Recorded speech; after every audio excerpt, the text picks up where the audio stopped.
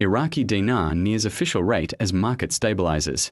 Iraq's national currency, the dinar, is showing strong signs of recovery, with the market rate steadily approaching the official exchange rate of 1,320 IQD to the US dollar. After a turbulent period of volatility and speculation, this shift signals something deeper than a temporary market correction. It's the product of deliberate government action, changing trade behaviors, and a structural shift in how Iraqis interact with money, from chaos to coordination. Until recently, the dinar's value on the street was largely dictated by informal market players who thrived on gaps between official and parallel exchange rates. But over the past year, the Iraqi government has launched a wide-ranging campaign to take back control by tightening regulation, changing how dollars are accessed, and nudging both businesses and individuals toward official channels. The government's decision to ban US dollar transactions for local, high-value purchases, especially in real estate and luxury goods, has played a major role in restoring demand for the dinar. Meanwhile, businesses that once relied on the central banks' daily auctions are now required to process foreign payments through correspondent banks, reducing the space for dollar hoarding and speculative arbitrage. Speculation is being replaced by structure, said Mazom Mohammed Saleh, financial advisor to the Iraqi Prime Minister. The state has finally begun to set the rules, and the market is responding. A new flow of dollars. Beyond regulatory shifts, Iraq's economy is also undergoing subtle but important changes in how foreign currency flows in and out. The government has started compensating some international contractors in crude oil rather than cash. These companies then sell the oil on global markets and bring the dollars back into Iraq through their own channels, providing the economy with a fresh, non-central bank supply of hard currency. At the same time, Iraq's role as a re-export hub, once a key driver of black market demand for dollars, has sharply declined. Stricter oversight at borders and more formal trade practices have undercut the once lucrative business of reselling goods to countries like Iran, Syria, and Turkey through backdoor channels.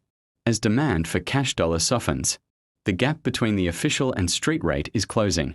And that gap, which for months symbolized inefficiency and mistrust, is now rapidly shrinking. There has been a clear shift in behavior, said Manar Al-Abadi, head of investment firm FFC. Dollar demand is down, and confidence in the system is creeping back. Structural overhaul meets economic cooldown. The current trend is also rooted in longer-term structural changes. Iraq's economy is gradually becoming more formal. Small traders are getting easier access to official currency rates, electronic payments, enrichment and limits to its ballistic missile program by the August deadline. French Foreign Affairs Minister Jean-Noël Barrot told Western media on July 26 that the E3 will trigger the JCPOA snapback mechanism if Iran does not reach an agreement by the end of summer.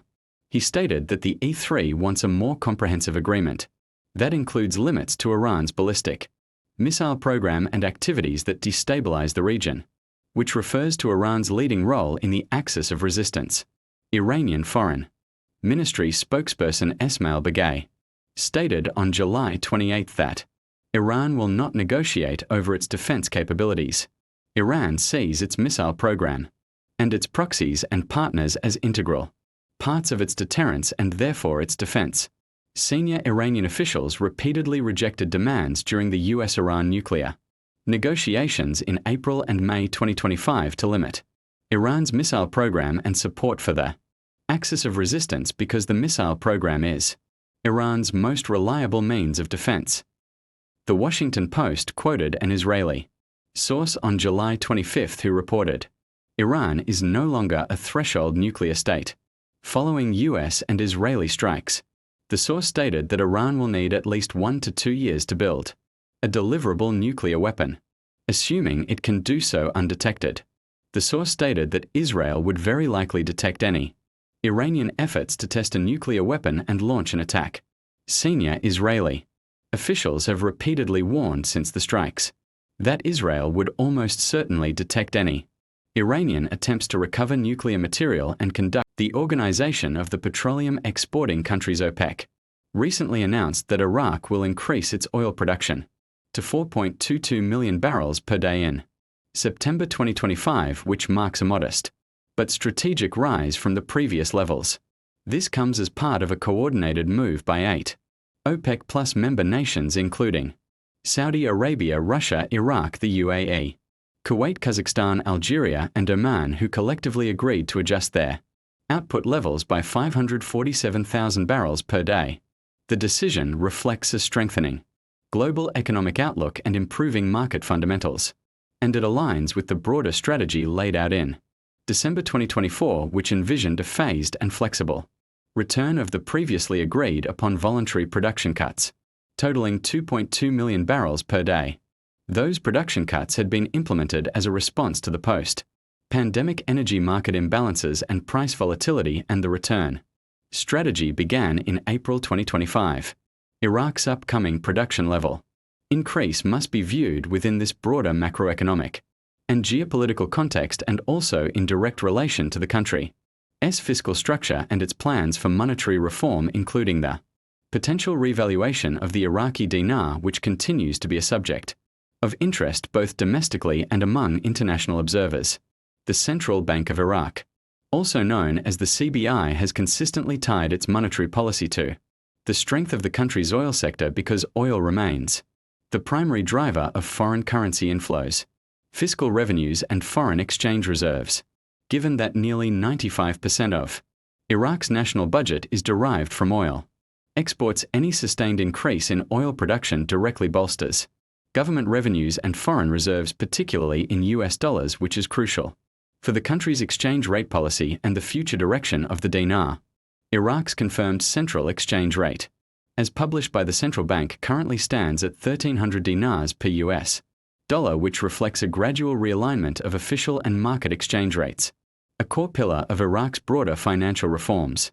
This narrowing of the parallel market rate gap has been an explicit goal of the Iraqi government in coordination with international financial institutions such as the International Monetary Fund and the US Treasury. A key driver of this effort is the stabilization and strengthening of the Iraqi dinar by controlling the supply of dollars through regulated foreign currency sales, most notably via the central currency auction, and other measures such as import licensing, tighter anti-money laundering compliance, and encouraging dinar-based domestic trade, with Iraq planning to gradually increase its oil production over the next several years, aiming to surpass 6 million barrels per day by 2028 or 2029, as per statements Samir al-Nusayri provide the necessary institutional framework for an eventual revaluation. Iraq's strategy is not merely to adjust the nominal exchange rate, but to foster the conditions for a real and sustainable appreciation of the dinar. This includes reforms in public finance, reducing the fiscal deficit, integrating with the regional and international financial systems, and ensuring transparency in foreign remittance channels which had previously suffered from inefficiencies and corruption. Iraq's economic modernization plans also aim to reduce dependency on volatile oil revenues by boosting the private sector, enhancing agricultural and industrial output, and leveraging its vast mineral resources. However, the core enabler of all these efforts remains oil and any increase in production capacity, especially if it aligns with global demand recovery and price stabilization, offers a solid foundation for monetary policy upgrades, including revaluation. In terms of numbers, if Iraq moves from the currently expected 4.22 million barrels per day to over 6 million barrels in the next 3 to 4 years, with oil prices holding steady or increasing, Iraq's annual revenue could increase by tens of billions of dollars, allowing for significant reserve accumulation, debt reduction, and currency strengthening. The revaluation of the dinar under such a scenario would then be economically justified and internationally credible, and it would boost investor confidence, attract foreign direct investment, and promote economic inclusivity.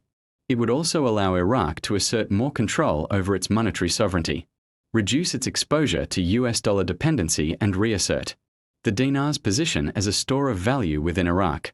In conclusion, the decision by OPEC and Iraq to raise oil production is not merely a supply-side adjustment but a reflection of growing confidence in global demand, a signal of Iraq's intent to fully capitalize on its natural resources and a building block toward restoring the dinar's purchasing power. The central exchange rate of 1,300 dinars per dollar represents a transitional phase between an artificially suppressed value and a more market reflective rate for a revaluation to happen that brings the dinar closer to parity.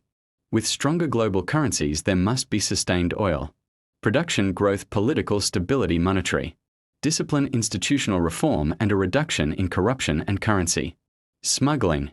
All these conditions are gradually being met as Iraq implements its long-term national development plans and aligns itself with international monetary standards.